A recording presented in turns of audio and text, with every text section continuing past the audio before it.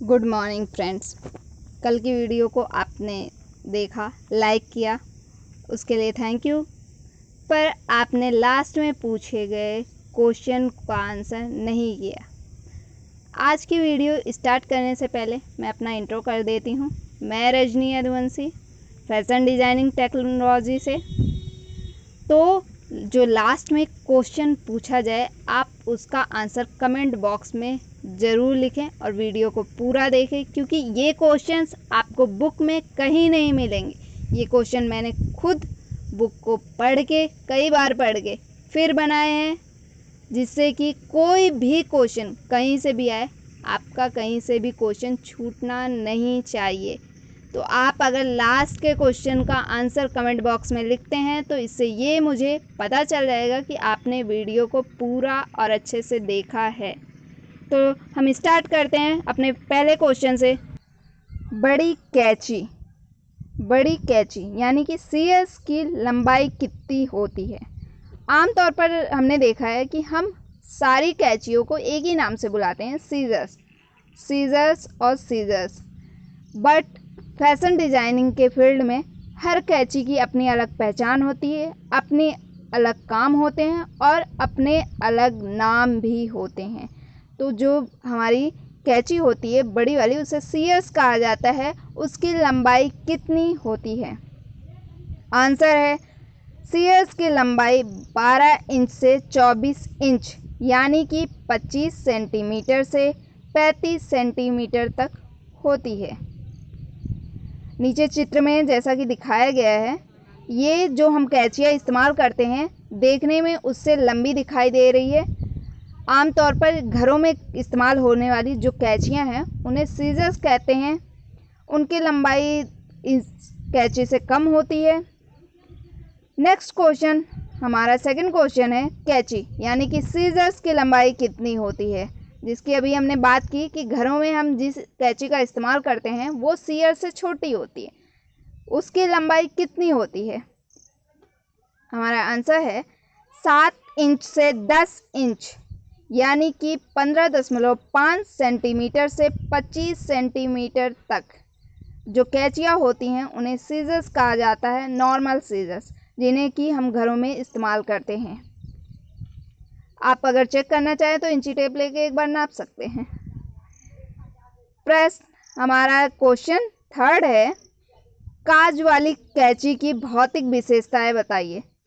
जिस कैंची से काज बनाई जाती है उसकी भौतिक विशेषताएं बताइए। यहाँ पे एक चीज़ मैं रिमाइंड करवाना चाहती हूँ कि काज की कैंची जो है वो अलग आती है।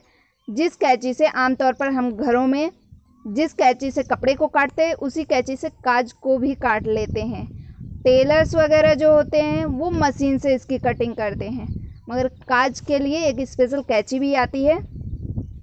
यह कैंची 4 इंच से 8 इंच यानी कि 10 सेंटीमीटर से 20 सेंटीमीटर लंबी होती है। इसके फरों में यानी जो फलक होते हैं जो मिल के कैंची काटते हैं, इनके बीच में एक पेंच होता है। जब पेंच को टाइट किया जाता है तो छोटे काज काटे जाते हैं, जब पेंच को ढीला किया जाता है तो बड़े काज काटे जाते हैं। यानी कि जब आपको बड़े काज काटने हैं तो पेंच को ढीला छोड़िए, और जब आपको छोटे काज काटने हैं तो पेंच को टाइट कर दीजिए। नेक्स्ट हमारा क्वेश्चन है, नीचे चित्र में दिखाई गई कैंची का नाम बताइए। नीचे चित्र में जो कैंची हमें दिखाई दे रही है उसका नाम क्या है? तो इसे कटावदार पिंकिंग सीजर कहा जाता है। पिंकिंग सीजर, जिसे कि आमतौर पर हम जिग-जैग सीजर के नाम से भी जानते हैं। ये कैंची हमें जो काम में आती है, तो इस कैंची का काम होता है जहाँ पे सारजू करने का स्थान होता है, जहाँ पे इंटरलॉक किया जाता है पतले कपड़ों में, वहाँ पे अगर आपके पास इंटरलॉक की सुविधा नहीं है तो आप पिंकिंग सीजर से उसे काट सकते हैं, जिससे कि उसके रेशे बाहर नहीं आएंगे और कपड़ा लंबा चलेगा, सुरक्षित रहेगा। ये मोटे कपड़े काटने के लिए नहीं होती है। इससे मोटे कपड़े काटने में डिफ़िकल्टी होती है, क्योंकि इसकी जो तय होती है वो मोटी होती है और जिग जैग स्टाइल में बनी होती है, तो इससे मोटे कपड़े नहीं कटते हैं या मुश्किल से कटते हैं। नेक्स्ट हमारा क्वेश्चन है छोटी कैंची ट्रिमिंग सीजर की पहचान बताइए। ट्रिमिंग सीजर जो छोटी छोटी कैंचियाँ होती है जिनसे कि हम धागे काटते हैं या छोटे मोटे जो कपड़े रह जाते हैं उन्हें छाट के निकाल देते हैं, वो हमारी ट्रिमिंग सीजर होती है। ये सीजर 3 इंच से 6 इंच यानी कि 7.5 सेंटीमीटर से 15 सेंटीमीटर तक की होती हैं। नेक्स्ट हमारा क्वेश्चन है 6th, नीचे दिए गए उपकरण की पहचान कीजिए। नीचे दिए गए उपकरण की पहचान कीजिए। नीचे जो हमारा उपकरण दिया गया है, फैशन डिज़ाइनिंग के फील्ड में जो भी स्टूडेंट हैं उन्होंने इसे ज़रूर देखा होगा। अगर आपने नहीं देखा होगा तो एक बार इसे सर्च करिए और देखिए, क्योंकि अभी हम इंस्टीट्यूट में जा नहीं सकते और देख नहीं सकते, तो ऑनलाइन जाइए और एक बार इसकी इन्फॉर्मेशन लीजिए। इसे कहते हैं फिरकी मार्का, ट्रेसिंग व्हील। यह जो है सूती रेशमी वस्त्रों में एक ओर से निशान दूसरी तह पर उतारने के काम आता है। जो हमारे सूती और रेशमी वस्त्र होते हैं उन पे हम बहुत ही डार्क चौक वगैरह का इस्तेमाल नहीं करते हैं, या तो लाइट चौक का इस्तेमाल करते हैं या उसी कलर की चौक का इस्तेमाल करते हैं। अगर कपड़ा बहुत महंगा है, नाजुक है, उससे दाग हटने का डर है, दाग ना हटने का डर है, तो हम ट्रेसिंग व्हील का इस्तेमाल करते हैं जिससे कि उस पर किसी तरह का निशान ना पड़े। तो ट्रेसिंग व्हील का काम वही होता है जो चौक का होता है, निशान को एक तह से दूसरे तह पे लाना। बहुत लोग इसे जो हमारा पैटर्न कटिंग होता है, पैटर्न के ऊपर चलाकर कपड़े पे सीधा निशान लगाते हैं और उन्हीं कपड़ों पर इसके स्थान पर थ्रेड मार्का का प्रयोग करते हैं। थ्रेड मार्का जो होता है इसी तरह का होता है, तो वो उन्हीं कपड़ों पे, मोटे कपड़ों पर इस्तेमाल किया जाता है, क्योंकि अगर हम उन्हीं कपड़ों पे ट्रेसिंग व्हील से मार्क करते हैं तो वो मिट जाते हैं, वो मार्क नहीं रह जाते, तो इसलिए उसे थ्रेड मार्का से इस्तेमाल निशान लगाया जाता है। नेक्स्ट हमारा क्वेश्चन है 7th, नीचे चित्र में दिखाया गया उपकरण कौन सा है। ये देखने में थोड़ा कप जैसा लग रहा है, तो आप देख के बताइए कि ये कौन सा उपकरण है फैशन डिजाइनिंग के फील्ड में। हमारा आंसर है अंगूठी, जिसे हिंदी में अंगूठी कहते हैं, इंग्लिश में थिम्बल कहते हैं।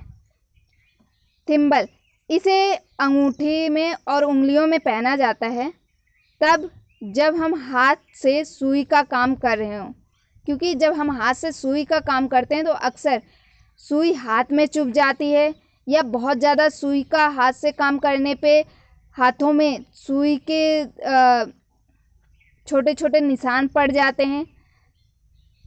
तो उन सब से बचने के लिए, अपनी उंगलियों को सुरक्षित रखने के लिए थिम्बल का इस्तेमाल किया जाता है। ये डिफरेंट टाइप के आते हैं, ऊपर से ओपन भी आते हैं, ऊपर से बंद भी आते हैं। अंगूठे के लिए अलग थिम्बल आता है और उंगलियों के लिए अलग तरह का आता है।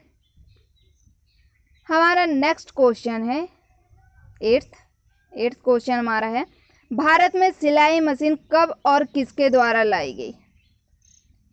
सिलाई मशीन का आविष्कार हो चुका था, लगभग सिलाई मशीन जो है 1775 से 1776 तक फर्स्ट ट्राई किया गया था। तो इतना लंबा, इतने पहले सिलाई मशीन अगर ट्राई की गई थी और थी, तो इसका आंसर है लाला श्री राम जी ने 1935 में कलकत्ता में इंजीनियरिंग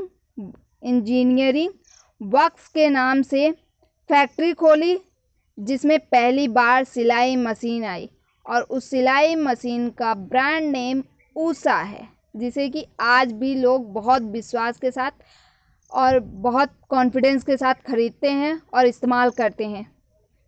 ये हमारे देश का सबसे पुराना ब्रांड कहा जा सकता है। ये ब्रिटिश समय में आया था, जब भारत में ब्रिटिश राज था। उस समय में लाला श्री राम जी ने ये फैक्ट्री खोली और ऊषा इस ब्रांड का नाम रखा। नेक्स्ट हमारा क्वेश्चन है, सिलाई मशीन बनाने का प्रथम प्रयास कब व किसके द्वारा किया गया? इसकी चर्चा मैंने पहले की थी अभी कि 1755 से 1776 के दौरान चार्ल्स सेंथल द्वारा सिलाई मशीन बनाने का प्रथम प्रयास किया गया। ये अलग बात है कि ये अपने प्रयास में बहुत ज़्यादा कामयाब नहीं हुए, परंतु इन्होंने एक रास्ता क्लियर कर दिया, एक सोच दी कि हम हाथ से जितनी सिलाई करते हैं उससे जल्दी और आसान तरीके से मशीन द्वारा सिलाई कर सकते हैं। और इनके बाद बहुत सारे लोग आए, उन्होंने प्रयोग किए और सिलाई मशीन बनी। उसमें आज हम बहुत परिष्कृत मशीनें देख सकते हैं। तो 1755 से 1776 के आसपास चार्ल्स सेंथल ने सिलाई मशीन बनाने का प्रयास किया था, किंतु वो ठीक नहीं था। कुछ समय तक इससे कार्य कुछ जल्दी होने लगा, किंतु काम में संतुष्टि नहीं थी। काम तो हुआ कुछ, मगर वो संतुष्टि वो चीज़ नहीं थी जो चाहिए थी लोगों को, या जो हम सिलाई में चाहते थे।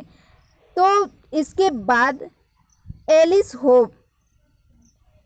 होब ने सन 1830 से सन 1846 में इस मशीन पर काम किया और उन्होंने जो मशीन बनाई वो ज़्यादा चली और बिकी भी, और वो ज़्यादा सूटेबल भी थी।